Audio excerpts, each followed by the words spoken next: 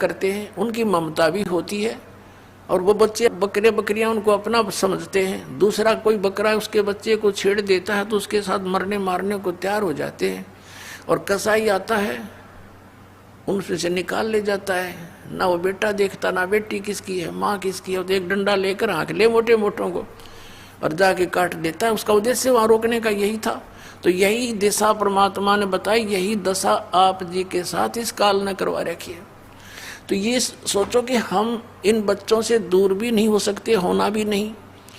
इसलिए परमात्मा ने बताया कि तुम अपने परिवार में रहकर जब आपको ज्ञान हो जाएगा कि सचमुच हम काल में फंसे हुए हैं, तो अपने बच्चों को भी बचाओ, जो तुम अपना मानते हो, रिश्तेदार भाई बहन को हर संभव कोशिश करो उनको इस मार्ग पर लगाने की, तो वो भी सेफ है। इस भक्ति करने वाले के पास काल निकट नहीं आ सकता। मर्यादा में रहोगे तो उसका कोई अटैक आप पर नहीं हो सकता, ये गारंटी देता है दास भगवान की ओर से। ये सत्कर मान लेना।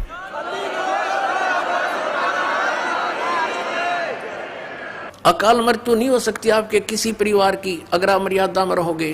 परमात्मा ने कहा था, जब लग हंसा हमरी आना और काल लगे नहीं तेरा बाणा। परमेश्वर ने कहा कि जब तक मेरी मर्यादा में यू रहेगा मेरा बच्चा, तो तेरा कोई अटैक नहीं हो सकता। चाहे उसकी मृत्यु का दिन भी आ गया तो भी परमात्मा नहीं मरने देगा, क्योंकि ये वो परमात्मा है जो आयु एक्सटेंड करता है और कोई भगवान नहीं कर सकता, केवल कबीर साहब कर सकते हैं परमेश्वर। और ये काल क्या दाव लगाता है, ये सबसे पहले आपका नाम खंडित करवाता है, चाहे किसी तरह करवाना पड़े। और नाम खंडित होने के बाद फिर परमात्मा की पावर से आप डिस्कनेक्ट हो जाते हो, परमात्मा का संरक्षण नहीं रहता आपके ऊपर। फिर आपको केवल कर्म ही मिलेगा जैसा आपने किया है। तो वहां फिर आप पर यू काल चोट मार देता है। मर्यादा आपको बता दी गई है, इस पुस्तक के अंदर भी हमने ज्ञान गंगा में भी लिखी है, और वैसे भी जो यहाँ फार्म आपका रजिस्ट्रेशन फार्म होता है नाम लेने वाला, उसके भी बैक में खूब लिखी है। और एक दूसरे भक्तों से भी पूछ लिया करो, वह मर्यादा ठीक रखो, आपके घर में सुख, शरीर में सुख, और आपकी आयु आप जितना जीवन चाहोगे उतना ले लेना मालिक से, पर भक्ति के लिए लेना।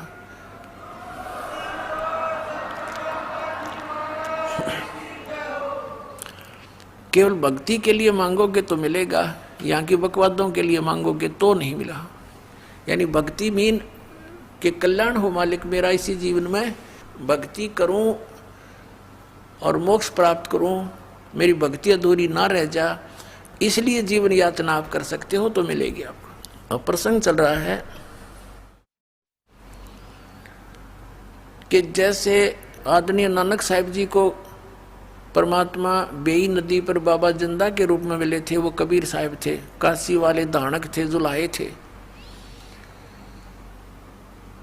अब सन 1398 से लेकर सन 1518 तक वो परमात्मा सतपुरुष, जिसे अकाल मूर्त भी कहते हैं, शब्द स्वरूपी राम भी उसी को कहते हैं, परम अक्षर ब्रह्म भी उसी की उपाधि है, वो काशी के अंदर एक जनसाधारण जुलाहे का कार्य करते रहे और एक दिन में हजारों जगह प्रकट होकर के अपना ज्ञान प्रचार भी करते रहे, जिस कारण से उस परमेश्वर के 64 लाख शिष्य हुए थे, हिंदू और मुसलमान दोनों धर्मों के।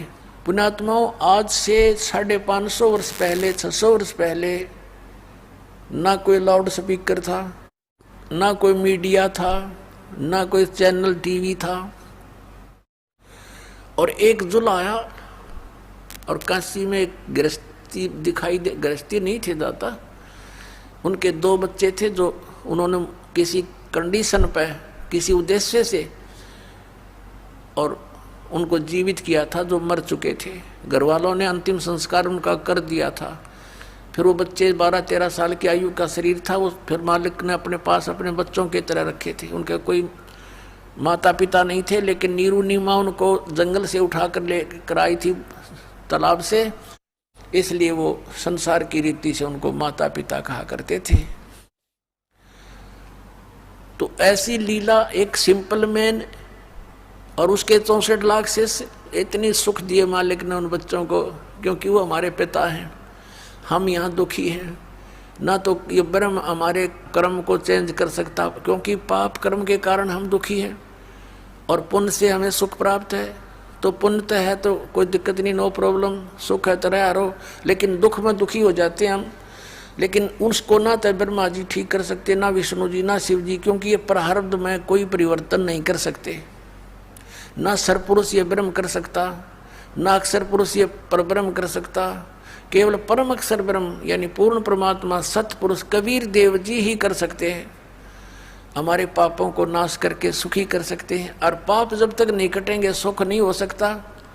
अब जैसे किसी के पैर में कांटा लगा है और वो अपने छोटे बड़े भाई बहन से कहता है मुझे पीड़ा हो रही है, अब वो ये तो बता सकते हैं कि तुझे कांटा लगा जिस कारण से पीड़ा है, उनके पास वो निकालने का कोई वस्तु है नहीं तो वो निकाल नहीं सकते। तो वो कांटा निकले फिर पिन से, सुई से। तो ऐसे ही जैसे अभी तक जिन भी महापुरुषों से आप मिले, राधा स्वामी पंथ वाले, धन सतगुरु वाले, जितने भी आज तक पंथ वाले हैं, उन महापुरुषों को छोड़कर जो भगवान से मिले, उनकी वाणी को छोड़कर सभी ने यही कहा कि भी कर्म तो भोगना ही पड़ेगा, इसमें कोई परिवर्तन नहीं हो सकता। भक्ति करते रहो, आगे सुखी हो जाओगे। अरे भले पुरुषों, किसी के पैर में कांटा लगा हो और कोई किसी के पास जाए कि मुझे किस कारण से दर्द हो रहा है, पीड़ा हो रही है, तो पैर दो दाग ये तो बता सकते कि आपके कांटा लगा है जिस कारण से पीड़ा है, और फिर ये कहे कि कांटा तो निकलेगा नहीं, ये पीड़ा बंद करनी मेरे बस की बात नहीं, जूते पहन लो, भविष्य में कांटा ना लगेगा। भले आदमियों, कांटा लगे पैर में जूता पहना नहीं जा सकता, वो तो कांटा निकले और फिर जूता पहनाया जाए, फिर डर से वो पहने रखेगा, कभी नहीं निकालेगा कि भगवान कहीं फिर से कांटा ना लग जा। तो ये पाप कर्म के कांटे जिस जिसके लगे हुए हैं वो पीड़ित हैं, और इन महापुरुषों के पास भटक भटक कर धक्के खाकर थक जाते हैं, सोच लेते हैं कि अब कहीं राहत नहीं मिलने वाली, क्योंकि वो उस सतर के संत नहीं है, वो उनका कनेक्शन उस परमात्मा से नहीं है जो पाप नाश कर सकता है। और पाप नाश होने से सुख होगा, कांटा निकलने से पैर की पीड़ा नाश होगी, समाप्त होगी। तो जितने भी ये साधु संत थे, अभी तक ये मूर्ख बना रहे थे, मैं मंत्र जंत्र भी बताते रहते, लास्ट में कह देते तुम्हारे प्रारब्ध का कर्म है, भोगना ही पड़ेगा। अब निश्चय हम सोच लेते भाई ठीक है, तो मेरे पीछा छूटेगा, फिर भक्ति की क्या आवश्यकता है? अगर ऐसे बिरान मट्टी होकर मरना है, फिर भक्ति की क्या आवश्यकता है? भगवान को मानते हैं, सर्व सुखदाई है, सभी दुखों का नाश कर सकता है, इसलिए उसकी खोज हम गुफाओं में पता नहीं कहाँ कहाँ बैठे संतों के पास करते रहे। तो परमात्मा कहते हैं पर्वत पर्वत में फिरा कारण अपने राम, राम जैसे संत मिले जिन सारे सब काम। तो पुण्यात्मा, वो सुखदाई परमात्मा है, उस पर हमारा दुख देखा नहीं जाता। पर परमात्मा कहते हैं अनंत कोट बाजी जहां मन रचे सकल ब्रह्मांड, और कह कबीर मैं के करूं यूं काल करे जीव खंड। अब कबीर साहब जी आखिर में ये कह देते हैं मैं इतना समर्थ हूं कि सारे ब्रह्मांडों को रचना मैंने करी, और मैं 1 मिनट में न सुखी कर दूं। जय मुझे मेरे पर विश्वास कर लें और मेरी बातों को मानकर साधना कर लें। लेकिन कहते हैं आखिर में कि कह कबीर मैं के करूं यू काल करे जीव खंड, ये हमसे निकाल ले जाता है काल। यहाँ से कोई न कोई ऐसी मन में भूतनी बांट दे इसके, क्योंकि अज्ञान हमने घना सुन रखा। ज्ञान केवल एक सतलोक आश्रम बरुवाला में, बाकी सब जगह आध्यात्मिक अज्ञान भरा पड़ा है। तो उस आधार से सभी आधारित है, और यहाँ से गए हुए प्राणी को कोई ना कोई सिर फिरा मिल जाता है कि वो किसी ने संत बना दिया। वहाँ क्या ऐसी नारी बात है, वो तो सबको नु कहता है इनके पास ज्ञान नहीं। दास नहीं कहता, उनका इतिहास कहता है कि उनके पास ज्ञान नहीं है। तो वो फिर बेचारा डगमग हो जाता है। नानक साहिब जी से किसी ने प्रश्न किया कि हे प्रभु, हे महात्मा जी, आप हमेशा यहाँ खोए खोए से रहते हो, चेहरे पर आपका कोई खुशी नज़र नहीं आती। तब उन्होंने कहा था कि ना जाने काल की कर डारे, और किस विध ढड़ जा पासावे, जिना ते सरते मौत खुड़क दी उनानो केड़ा हासावे। कि यहाँ पर हंसे किस बात पर 1 मिनट में ना जाने के बिजली गिर जा। जैसे एक खुशी मना रहे थे, विवाह था एक लड़के का, डीजे बजा रहे थे, नाचे बहन भी भाई भी सारे रिश्तेदार, शराब पियो घूटी लाए। अगले दिन बारात जानी थी। उस शहर से 10-15 किलोमीटर गए थे, वो दुल्हे वाली कार एक ट्रक से टकरा गई और 7-8 व्यक्ति थे, उसमें सारे मर गए, दूल्हा भी मर गया। अब बजा लो डीजे। अगले दिन देखा समाचार पत्रों में, माँ भी रोए, बहन भी रोए, टक्कर मारे एक दूसरे के साथ। तो यहाँ किस चीज़ पर खुशी मनाते हैं? बिना ज्ञान के नशे में नाच रहे हैं हम। यहाँ तो टाइम पास करके अपना पीछा छुटवाओ, चलो वहाँ खुशी मनाइयो, सदा सतलोक के अंदर सदा खुशी है, वहाँ पर सदा बाहर है सब कुछ। फिर पूछा कि हे भगवान, हे महात्मा जी, क्या आप सदा ऐसे ही रहते हो या कोई अवसर आपका खुशी का भी आता है? तब उन्होंने कहा कि साध मिले साढ़े शादी होंदी, विछड़ जा दिलगिरी वे, अख दे नानक सुनो जहाना, मुश्किल हाल फकीरी वे। नानक साहब जी कहा करते थे कि जब मेरे हंस, मेरे सिख मेरा सत्संग सुनने वापस आते हैं मेरे पास, तो मेरी खुशी का ठिकाना नहीं रहता।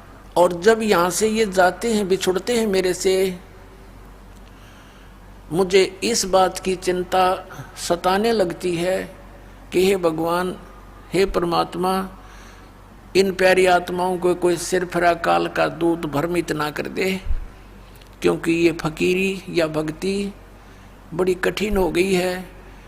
एक संत एक समय में सच्ची कहने वाला एक होता है, झूठ बोलने वाले असंख्य होते हैं। और तो एक व्यक्ति जो सच्चाई सुनकर जाता है, वो कितनी देर तक ठहर सकता है उन झूठों के सामने, जहाँ पर सैकड़ों व्यक्ति एक ही तरह की बात कहने वाले मिलते हैं। ऐसा नहीं है, ऐसा नहीं है, ये सब झूठ है, कहाँ लिखा है? तो अब दास पर मेहर करी, वो लिखा दिखा दूँ हूँ, इसलिए आप सभी टिके हुए हो, नहीं तो आपको भी ये डगमग कर देते। तो नानक साहब जी कहा करते थे, साध मिले साढ़े शादी होंदी और विछड़ जा दिलगिरी वे, और अख दे नानक सुनो जहाना, मुश्किल हाल फकीरी वे। कहते हैं ये बच्चे वापस आ जाते हैं तो मेरी खुशी का ठिकाना नहीं होता।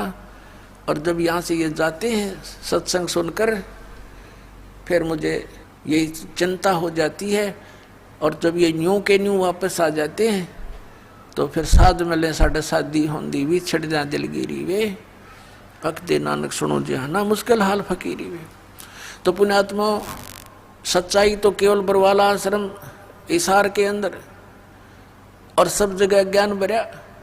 जो पुण्यात्मा यहाँ से संबंधित होती हैं, उनको रास्ते में यहीं से बसों में टकराने लग जाते हैं, वो तो ऐसा है, वो तो वैसा है, क्योंकि काल ने यूँ करवाना था काम उल्टा कि कोई सच्चाई से परिचित ना हो जा। ये भी काल के दूत इनको पुण्यात्माओं को लग रहे हैं ऐसे रोकने कि उनका सत्संग भी नहीं सुनना, रामपाल का, उसकी किताब भी नहीं पढ़ना। रतरा गजब यो, ऐसा पाप के भागी हो रहे तुम। लेकिन अब इनकी एक नहीं चले।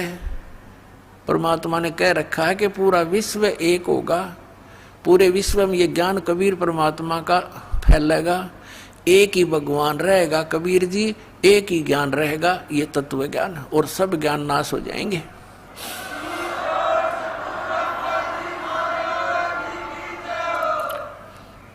और सभी परमात्मा के बच्चे भगवान की चर्चा किया करेंगे।